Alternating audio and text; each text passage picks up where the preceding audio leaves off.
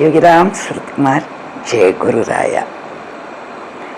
அண்ணாமலை கோயிலுக்கு ஒரு 4-5 தடவை சாமி எங்களை கூப்பிட்டு போயிருப்பாங்க. ஒரு மார்கழி மாதம் பார்க் ஹோட்டலில் ரூம் போட்டிருந்தோம். பசங்கள்லாம் நல்லா படுத்து தூங்கிட்டு இருந்தாங்க. சுரேந்திரனை துணைக்கி வச்சுட்டு காலையில் 5 மணிக்கெல்லாம் நான், உமா, ராஜசேகர்ஜி 3 பேருமா பாத்திரக்கடை வாசலுக்கு போனோம். சாமி அரிதுயில் தூங்கிட்டு இருந்தாங்க.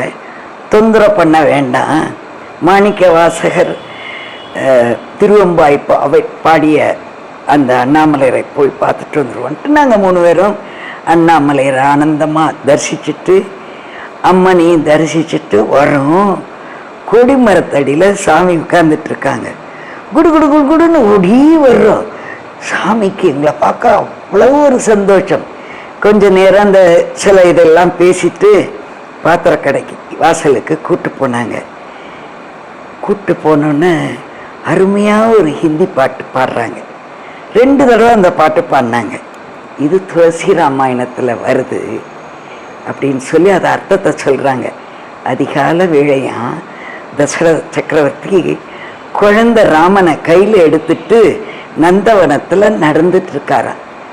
2 சகோதரிகள் அந்த வழியாக தண்ணி எடுக்க போகிறாங்களாம். அவங்க 2 பேரும் பேர் பற்றிய பாக்கியசாலிகள்.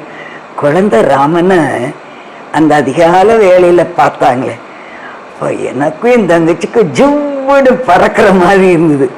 காட் சைல்ட அந்த அதிகால வேளையில் பார்த்த நாம எப்பேற்பட்ட பாக்கியசாலிகள் அப்படின்னு அவ்வளோ சந்தோஷமாக இருந்தது. அது மட்டும் இல்லை, அடுத்து வில் ஹவ் சம் காஃபி அப்படின்னு எங்களை உடுப்பி வைக்க கூப்பிட்டு போகிறாங்க. சாமியே எங்கள் 4 பேருக்கும் காஃபி ஆர்டர் பண்ணாங்க. பேசிக்கிட்டே குடித்தோம். அந்த ஹோட்டலை பற்றிலாம் சொன்னாங்க. Will have one more coffee அப்படின்னு ஒரு காஃபி ஆர்டர் பண்ணி 2 காஃபி குடித்தோம். பிறகு பூ மார்க்கெட்டுக்கு கூப்பிட்டு போய் என் தங்கச்சிக்கும் எனக்கும் பூ வாங்கி கொடுத்தாங்க. தலையில் வச்சுக்கிட்டோம். இப்போ ராஜசேகர்ஜி சாமியை போய் புன்னமரத்தடியில் இறக்கி விட்டு பிறகு பிள்ளைகளெல்லாம் ஹோட்டலில் போய் கூட்டிகிட்டு நாங்கள் பழையபடி புன்னமரத்தடிக்கு போனோம். பிறகு ஒருக்க சுவாமி கூட திருவண்ணாமலை கோயிலுக்கு போயிருக்கோம். நான் அந்த மெயின் வாசல் அந்த பெரிய படிக்கட்டை மிதிக்க மாட்டேன், காலை வச்சு தாண்டுவேன். ஒன்றும் அறியாத சின்ன குழந்தை மாதிரி தாடியை பிடிச்சிட்டு ஓ அப்படின்ட்டு சாமி அப்படியே தாண்டினாங்க.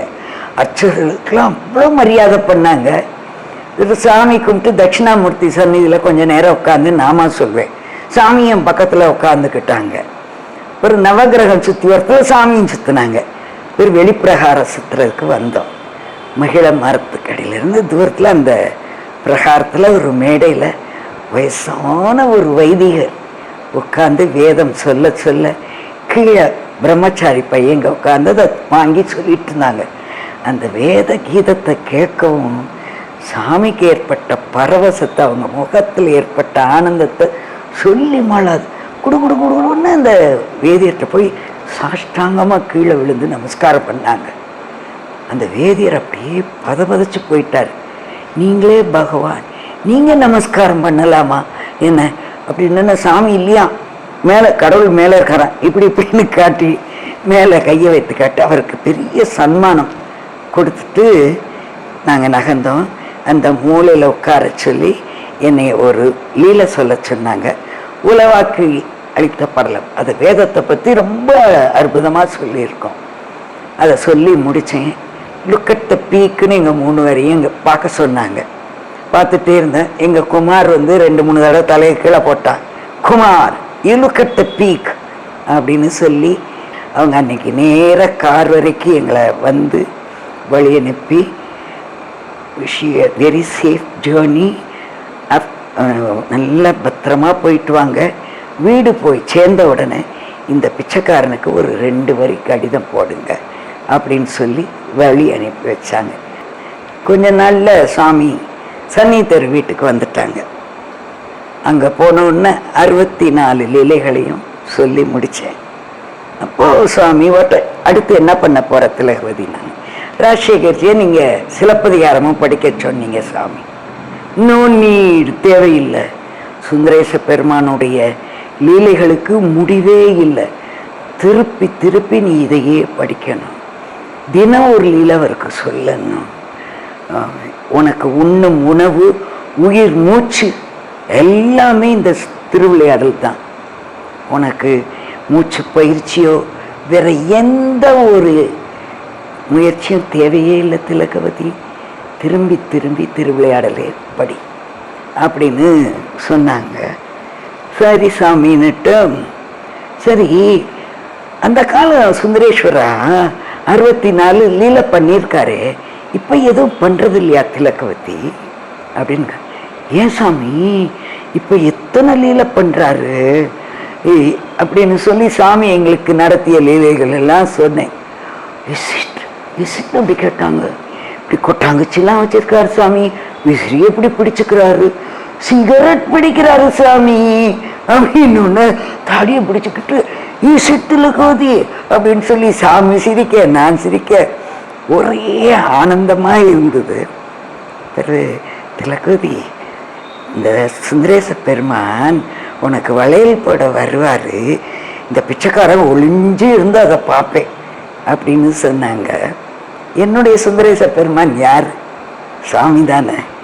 1995 வருஷம் மார்ச் 20 ஆசிரமத்தில் மணிசார் வீடு கிரகப்பிரவேசம் அன்னைக்கு என் தங்க உமா நிறைய வளையல் கொண்டு வந்தா. சாமி இங்கே 3 பேரையும் பக்கத்தில் உட்கார வச்சுக்கிட்டாங்க. டைனிங் ரூமில் உட்காந்தோம். ஒவ்வொரு லீட் சாப்பிட்டு நான் வளையல் எடுத்து கொடுக்க ஒவ்வொருத்தருக்கும் கொடுத்து முடிச்சாச்சு. கடைசியில் என் கையை நீட்டிட்டேன். சுவாமியே எனக்கு வளையல் போட்டு விட்டாங்க. அவ்வளவு ஆனந்தமாக இருந்துச்சு. எப்போ போனாலும் கோயிலுக்கு எப்போ போனீங்க, சுந்தரேஸ்வராவை எப்போ பார்த்தீங்கன்னே கேட்பாங்க. ஒரு தடவை மறுநாள் நான் திருவண்ணாமலைக்கு சாமியை பார்க்க வர்றதா இருந்தது. அப்போ சன்னியத்தூர் வீட்டில் தான் இருக்காங்க சாமி. சரி கோயிலுக்கு போய் விபூதி குங்குமம் பிரசாதம் சாமிக்கு வாங்கிட்டு வருவோன்ட்டு கோயிலுக்கு போகிறேன். அன்னைக்கு திருக்கல்யாணம். திருக்கல்யாணம்னா மதுரையை சுற்றி அவ்வளவு கூட்டம் இருக்கும். உள்ள நுழைஞ்சிட்டேன், வெளியேற முடியல. யானையை வச்சு கூட்டத்தை கண்ட்ரோல் பண்ணிக்கிட்டு இருந்தாங்க. எனக்கு மூச்சு திணறல் ஆரம்பிச்சிருச்சு, வெளியவும் போக முடியல. கூட்டம் என்னை தள்ளிட்டே போய் யானை காலடியில் நிப்பாட்டிடுச்சு. பயந்துட்டேன். பிரம்மாண்டமாக யானை கால் இருக்கு, இன்னைக்கு இதன் காலால் தான் நமக்கு கஜேந்திர மோட்சம்தான் கிடைக்க போகுதுன்னு நிச்சயமாக நம்பிட்டேன். நாம் நடமாடும் தெய்வம் ஜீவன் முக்தர் பகவான் யோகிராம் சுரத்குமார்கிட்ட போயிட்டோமே, இந்த கல்லுச்சாமியெல்லாம் போய் பார்க்க வரணுமா நமக்கு அப்படின்னு நினச்சேன். எப்படியோ கூட்டம் என்னை தள்ளிட்டு போய் சந்நிதி வரைக்கும் கொண்டு போய் விட்டுருச்சு. விபூதி குங்குமம் வாங்கிட்டு மறுநாள் காலையில் திருவண்ணாமலை புறப்பட்டு போகிறோம். சந்நிதிர் வீட்டில் போய் சுவாமியை நமஸ்கரித்து விபூதியும் குங்குமத்தையும் தானே கொடுத்தேன்.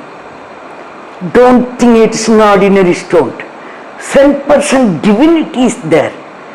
The same powerful Sundareshwara who performed all those 64 leelas is there. Don't think it's an ordinary stone.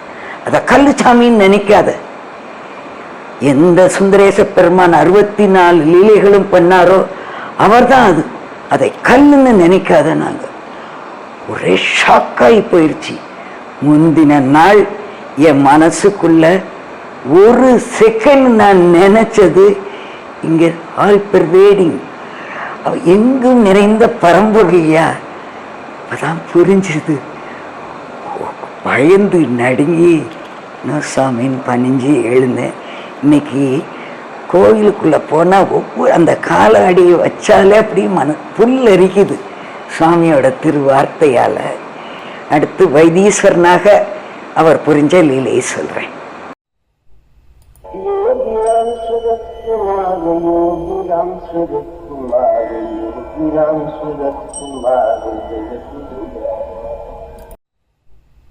Yogiram Surat Kumar, Yogiram Surat Kumar,